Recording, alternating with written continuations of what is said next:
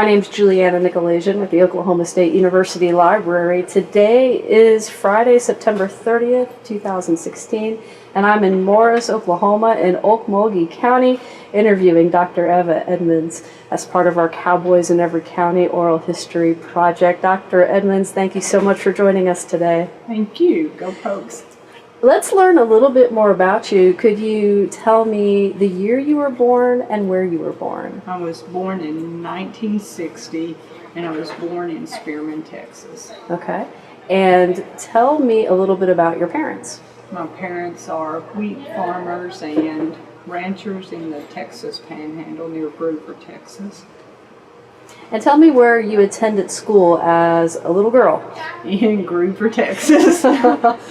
Were they large schools, small schools? Very, very small. Very small. I think our town population was about 1,200. I think there were about 40 kids in my graduating class from high school. Wow. Graduating class, so yeah. And what did your parents do for a living? They were wheat farmers and raised stocker cattle in the Panhandle. All right. So growing up, you probably had some chores to do, I'm guessing. A few. Yeah. We did have animals. Most of our animals are just pets, and then the 4-H and FFA projects, pigs and cattle that we had. But those were pretty much the chores, feeding. Yeah. How many siblings did you have? I have an older brother, older sister, and then a younger sister. Okay. So, growing up, did you always know what you wanted to be? I think I probably knew it was going to involve agriculture just because of where I was at and what I was doing. I don't know for sure that I knew that it was going to be veterinarian, but as it just kind of progressed, it just kind of fell in place. I don't think probably when I was in high school I knew that's what I wanted to do. Well, tell me what happened after high school. What did you end up doing? After high school, I actually went to undergraduate school at Oklahoma Panhandle State at Goodwill, which was only about 30 miles from home, and I got a degree in biology there, which when I graduated really didn't leave me much option of anything to do with a biology degree. So that's when I ended up deciding that maybe I should go to veterinary school, and that's kind of where that progressed. Panhandle State, again, it's another small town. What was that experience like for you going to school there? It was nice. It was close to home. I was actually on the rodeo team there, so I could have my horses at home.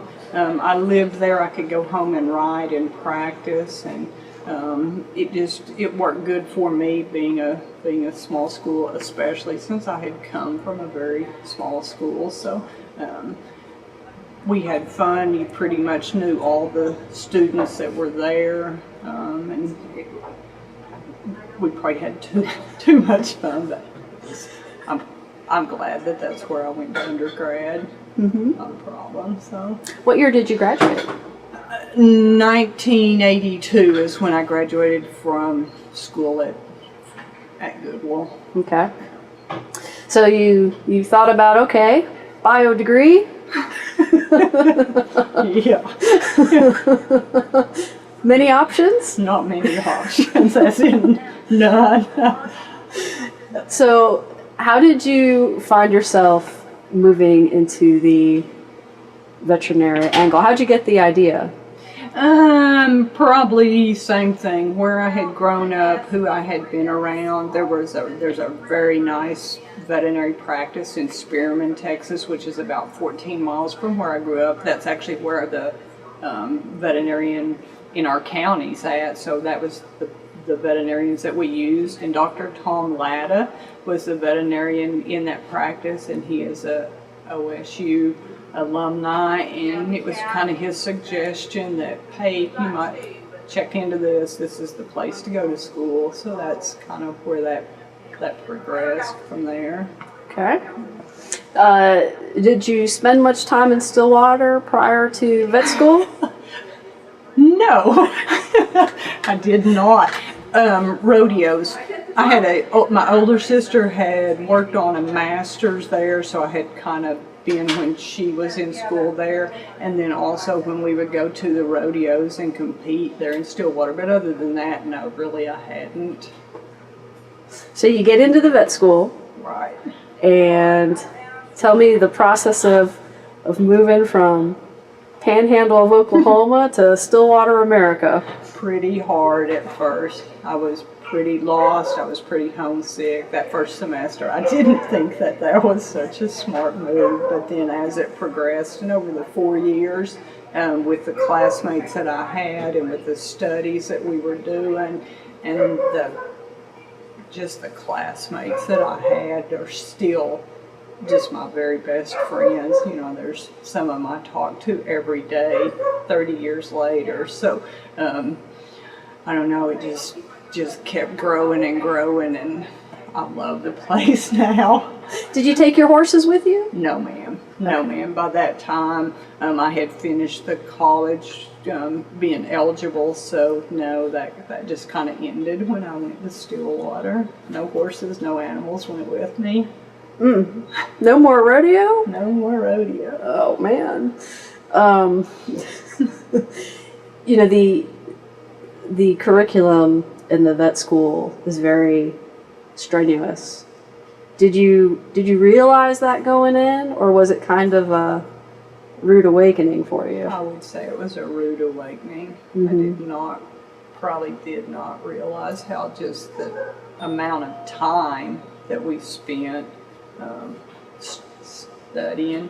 You know, go to school all day and then study way late into the night. So yeah, it was intense. Mm-hmm. Lots of hours. Where did you live in town? To begin with, I lived in the Wicklow apartments that were kind of right south of 6th Street and Western. I lived there the first year, and apartment life definitely wasn't for me, and after a year of that I was about to go crazy. And then I ended up living in a little house that was on maybe 8th or 9th Street, I can't quite remember, straight behind the hospital. And I lived there for the next 3 years. It was nice. Well, let's look back on some of the classes you remember and some of the professors you remember. Okay. Do you want me to tell you? Oh, yeah. The first year, the one that I probably really remember was Dr. Brazil, the physiology teacher. He could talk so hard and fast and draw pictures of neurons, and it was just, you just felt lost and just overwhelmed by him. Somehow we made it through there. I think probably some of the classes that once they got into more of the animal classes, it was a lot more fun. I'm trying to think. One I can think of is Robert Fulton, the virologist. Sharp man. Hard class, but very interesting. I learned a lot in that. And then I start thinking about actually the professors when we got into clinics. Dr. McAllister, I still see him, and just real down to earth, common sense, but just a good man, a good veterinarian. There was Gregor Morgan from New Zealand, just had that funny accent, was excited about what he was doing. And I think about Dr. Pansiera. He's just a brilliant man, and what he's done for our profession. He's a good man. When you were there, kind of tell me what the facilities were like. They're a lot different today in some respects. Much different. I can remember our freshman class. We were just in this classroom in wooden desk chairs that we rode on, and you were just side by side. I mean, we were cramped in there. I think the second year we moved upstairs in the old McElroy building in a teeny little cramped room. The library was down the hall. I think it was during our senior years that they actually redid that library. It's quite nice now. And then I go up there now and just start laughing. The classrooms, they all have, their desk and their computer plug-ins, and it's not the same. Yeah, very nice. When you were there, did they have the rack? Oh yeah, we in anatomy. Somebody told you about that. Yeah, that was Dr. Friend and Dr. Peterson's. Do they still even have that? Yeah, it was. I think it was probably their good idea of how to get everybody to where you could see what they were wanting to show on the cadavers, and if they stacked the people and staggered them. So if you were one of the ones, instead of being on the back row, you climbed up there and you could kind of get a aerial view of it. Yeah, it was a good way to be able to see what they were showing you. But yeah, I'm not for sure how they do that now. Lots of changes. Yeah, probably more on screens and with cameras and things like that. Yeah, it's made it a lot different. Were there a lot of women in the program at that time? No. Well, a lot more than there were. There were more then than there had been. I think the class below me was the first one that actually had more women than men, and I think it was just about equal, 50-50. But so there were just a few more men than women when I graduated. I saw a thing the other day. They said this class that just started had 13 women and 78. Excuse me, 13 men and 78 women. Wow, what a shift. Yeah, it's kind of off. Yeah. Interesting. Was there a point where you were thinking, okay, I think I got this, I can do this? They handed me that diploma. No, it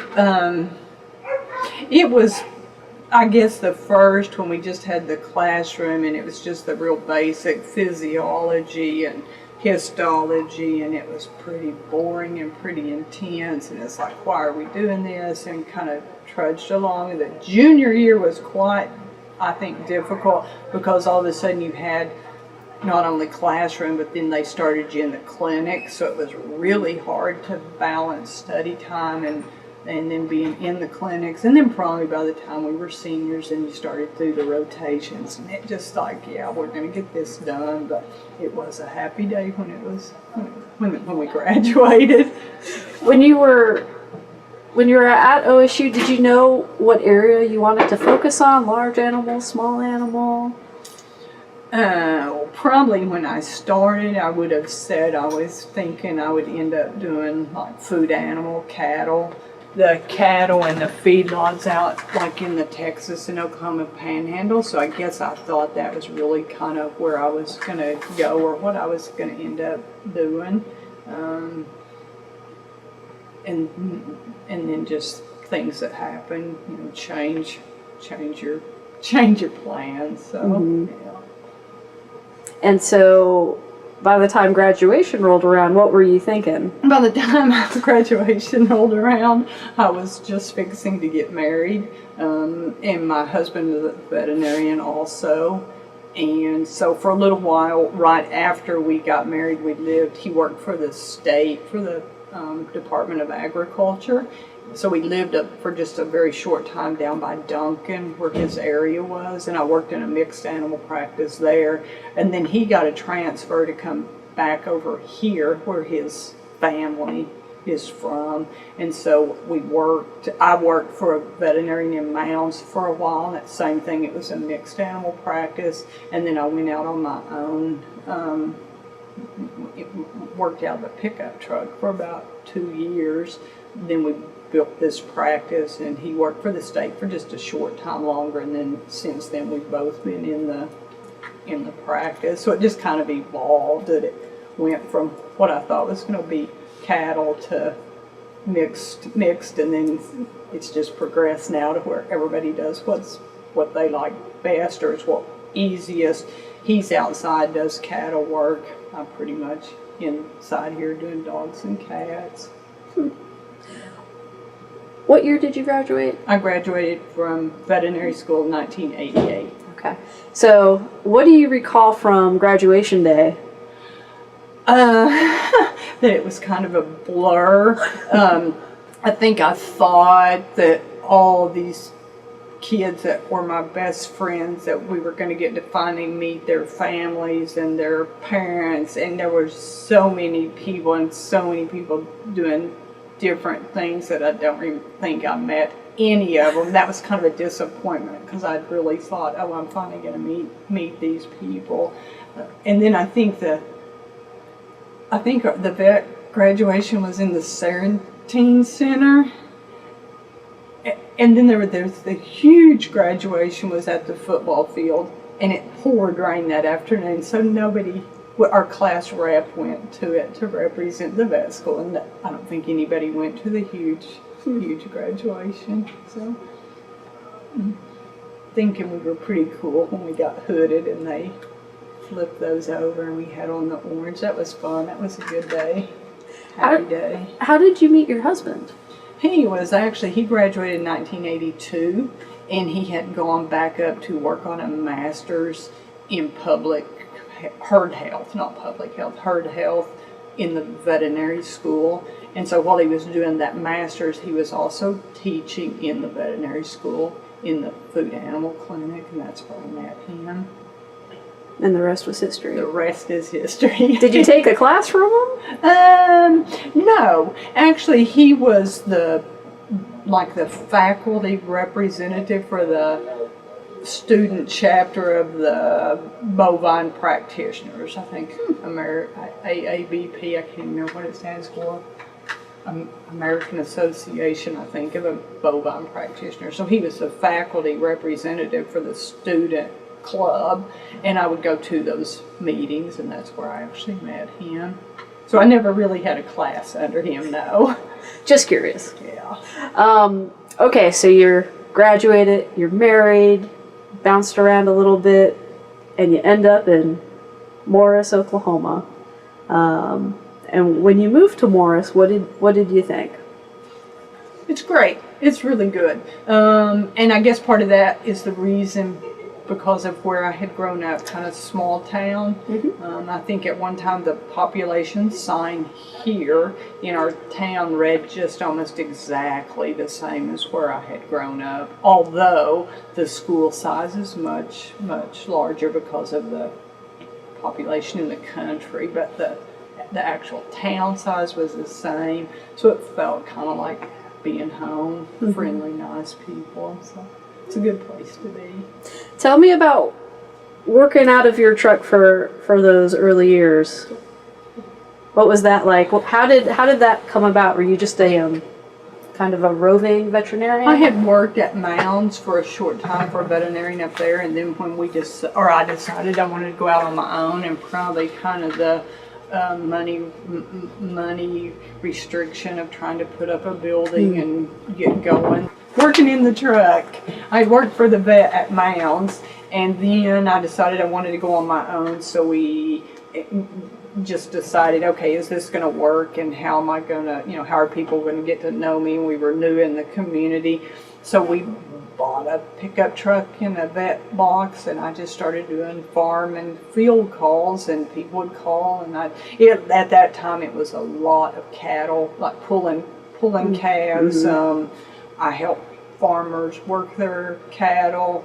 I saw some dogs and cats, although a lot of those people would actually bring them to my house, and we kind of set up a little shop in the garage, and we laugh about people that we see now 30 years later that were our garage clients. But I did that, I guess, for a couple of years before we built the building and actually started working out of this building.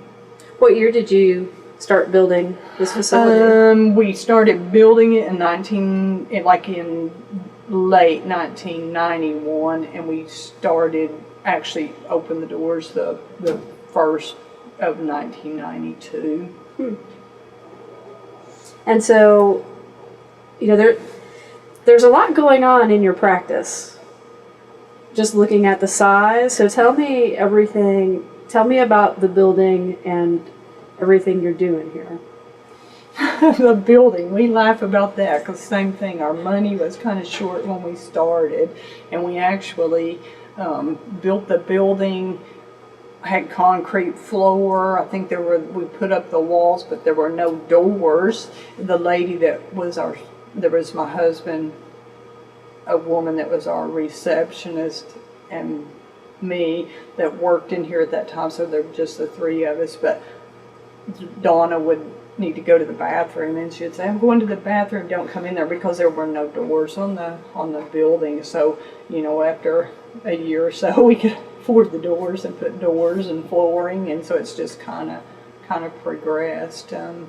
And I guess there were just the three of us then, and I guess now we're up to, there's 5 veterinarians that are working here now, and probably 10 or 12 employees. I'd have to count on my fingers to see how many there are there. So, that's a lot. That is a lot. It's a lot of people. Yeah. So you see a mix of everything. No snakes. So not a whole lot of exotic type. No. I grew up in the Oklahoma-Texas Panhandle. I'm a little afraid of snakes. I spent a lot of time watching out for rattlesnakes, so no snakes. And very few birds. We have a new graduate, Dr. Laura Jacobson, that's been with us for a couple of years, and she will see some exotic. I think she's worked for some vets that have seen them, so she's not probably afraid of them, so she'll look at them. But no, mostly we do the cattle, horses, dogs, cats, goats, sheep, pigs, kind of the 4-H kids kind of projects. So, yeah. What's your favorite to see? Kind of like cats. I think they're kind of cool. That's one of my favorite. So what are some challenges running a clinic in this day and age?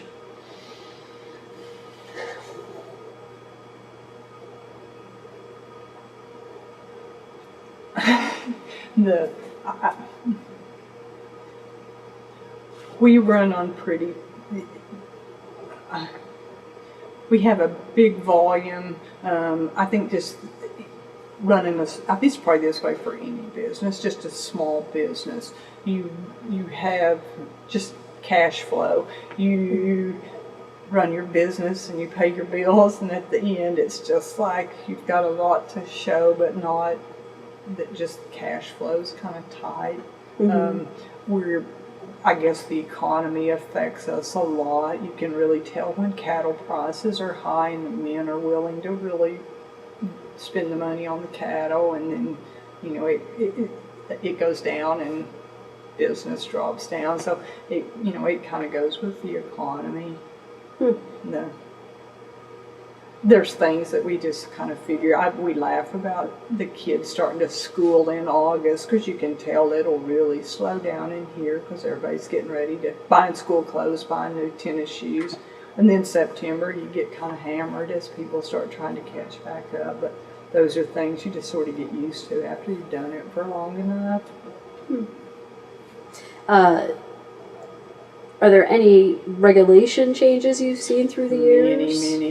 That impact your business? Yeah, there are lots and lots. I mean, just like the dispensing controlled drugs used to, we kind of monitored ourselves. Now, you're having to keep track of everything you're using and paperwork. And, and just recently, in fact, I think it's going to start in January, the food drug where medicines that are used in food for cattle you have to keep track of. Same thing, just a way of controlling where the drugs are going and what goes into our food chain. And so there are a lot more regulations than there used to be.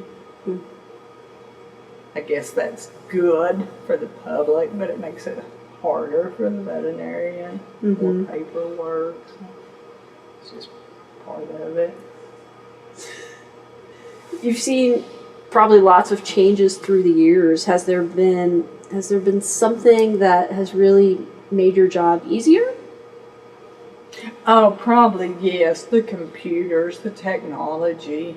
It's just amazing what used to take so long to write out. I'm even just thinking about rabies certificates. You'd write them by hand and you'd end up with writer's cramp, and it takes 2 seconds now on the computer. Dosages, anything, you click on the computer or you find a young kid to Google whatever information you want, and within seconds it's there. So yeah, that's just a huge change. How do you keep up with changes in the veterinary world? Well, we're required to go to CE every year, so we go to different meetings. There's 2 of our employees that are in that Southwest convention in Fort Worth this weekend. Pat and I'll be in Stillwater in October for the fall conference at the veterinary school. So those are ways. Then I think I'm pointing at the computer over there, the young veterinarian that has just come in with us. I mean, she's got new ideas. She can talk about changes that have happened at the school or how we're treating this now. It's just that computer has made just a huge difference in finding out and what's different and changes, how to treat things. I think that the computer has made more difference than anything. Even there's a website of veterinarians you can get on there, and ask questions, and within seconds you're going to have answers of other people's opinions and how they're treating things. So it's made it a big difference. When you look back on your time in Morris so far, how has this community changed over the years? It has changed because we're so close to Tulsa that a lot of people that are in Tulsa that want to be a little bit in the country, our population probably has changed because of that. We're fortunate because OSU has their School of Technology in Okmulgee, so we see a lot of, people that come because of the school. And but I guess in light of all that, our little town has pretty much stayed, kind of the same. You know the people here, and you know who you're waving at, and go to church here and bank here. And it's a nice little town. Well, I know you have, quite a few OSU alum working for you here in your practice. Do you notice a lot of alums in town as well? Oh, yeah. Go Pokes. Yes, most of them you would know because they will love to talk about the football and the basketball and, you'll see and grumble about OU and their football and their OU signs on the front of their truck. And we love to razz people at church. Fortunate for us, most of the people in the church are actually OSU, either fans or alumni, and there's about 2 unfortunate souls that get razzed every Sunday. So yeah, it's a good fan base in Morris. How do you show your OSU pride? How do I show my OSU pride? I'll have to show you my license tag. I have an OSU license tag that says 2 vets. I'm quite proud of. I've got my OSU Alumni sticker on the back of my black truck, and yeah, I've got my OSU OSU lane, I think is what it says, that goes into my house. I kind of bleed orange. It's great. Well, it's good you feel this loyalty to OSU. I notice a lot of folks we talk to have this sense of pride and loyalty. What do you think it is about OSU that kind of sparks this feeling? I think it's that same, just most of the people there kind of ag-based, kind of rural, very friendly. Just if you see them, if you see anybody in Stillwater, you're going to say hi. And before long, you notice they have on the pretty orange shirt, and it just does not take very long to just feel like you just love orange. And I just delight in Raz and the people that walk in here that have on their OU clothes. It's just like, you're in a veterinary clinic. How foolish can you be? So more than anything, just having fun with people, and then the OU people, they can't help but laugh, and it's just being happy and getting along with people, and I think that OSU makes me happy. Do you make it back to Stillwater at all? Every chance I get, every chance. We've got football tickets, we've got basketball tickets, and we go back up for fall conference. Our oldest son, actually two of our sons, the oldest one's working on a master's there now, and the youngest one is working there in Stillwater. So every chance we get, we go back. Just beautiful town. It's amazing how much it's grown, though. Very much so. Very much so. Tell me about your children. The oldest boy was born in 1991, so he's fixing to be, I guess, 25. He graduated from Oklahoma State a couple of years ago, and he is actually back there working on a master's degree now. The second son goes to the school that we can't. You can't even say it. To the other school, which shall not be named. And then our third son is in Stillwater working, and works for a new meat company that's there, 1907. They're on Main Street. So yeah, he's excited and happy for that new business. Yeah, it should be opening soon. Their storefront. Yeah. Yeah, I'm looking forward to that as a resident. Yeah, we're looking forward to it, and we're selling some beef to them, and really hope that works for them. And that youngest son of ours will be working there in the store, so if you go in there, you'll probably see him. Well, is there a place on campus that is special to you when you look back? And even now when you visit? Yeah, you go by I guess because of how much time I spent there in the veterinary school. They're both in the teaching, they're in the teaching hospital, in the McElroy building. We spent so much time there because of our classrooms being there. And the intramural ball fields across, that crossed from the vet school. We played ball over there and had fun. I really don't go to the vet school that often. We've been in some races and run by it before. And, I tell people I spent a big part of my life in that building. But no, when we go back now, the fall conferences in the West Watkins building, and we go to the football field and to the basketball gym. So those are really the places that we see. But the vet school would probably be that's just where we pretty much lived for 4 years. So that's the building. Well, is there anything else you'd like to mention? Tell me, what have I missed? What have you missed? About Stillwater. About Stillwater, or your time at OSU, or your practice here in Morris? I'm excited about our football. I think that's good. I think the stadium that they've redone looks nice. It's good to see that many people coming. I think everybody's excited about basketball. I can remember when Eddie Sutton was coaching, and that gym would just be packed. can hardly wait till that happens again. That was just so much fun.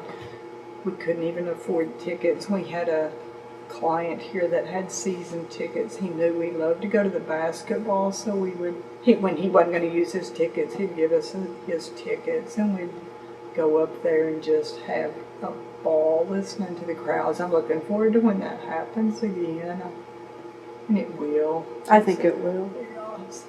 It's fun. The veterinary school's good. I think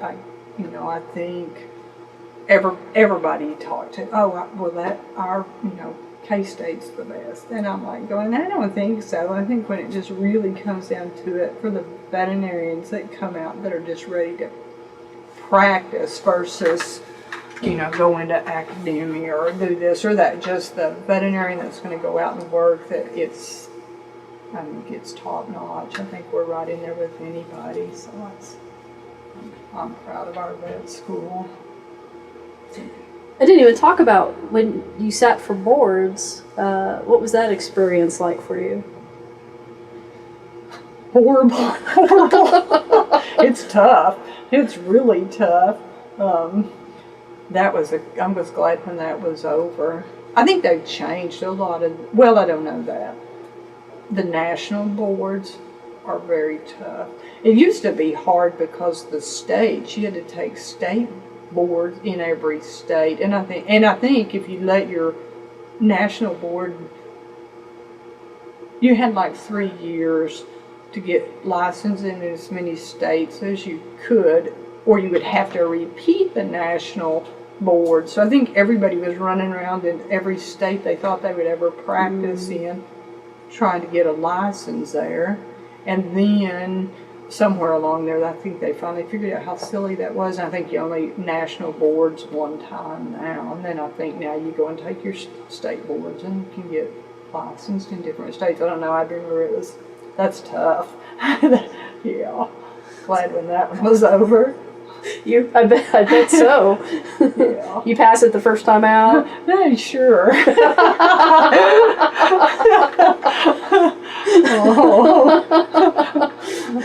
I may not have. Yeah, I've heard they were quite tough. Yeah. Yep. All right, as we get ready to wind down, favorite part about being a veterinarian here in Morris? Favorite part of being a veterinarian here in Morris is it's small town. I think my husband and I talked about this a long time ago. We could have gone to Tulsa and probably made a lot more money and probably wouldn't have been nearly as happy as we are. There's something about being in a small town, driving down the street, and having to be accountable, but knowing that the people know us and respect us in our profession, and the little kids wave, you know the people that you're helping. That's a reason we're here, is because we like this kind of community. We want to know the people whose dogs and cats we're working on, and we want to know that when we see them again, we can ask them about their dogs and cats. We're right where we want to be, right here in Morris. It's good. I think that's a good place to end. Okay. Thank you for your time today. Thank you.